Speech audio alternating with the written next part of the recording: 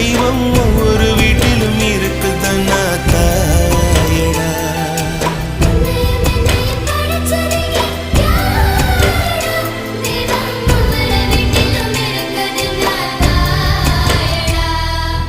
ஆசைப்பட்ட எல்லாத்தையும் காசிருந்தா வாங்கலாம், அம்மாவை வாங்க முடியுமா நீயும்?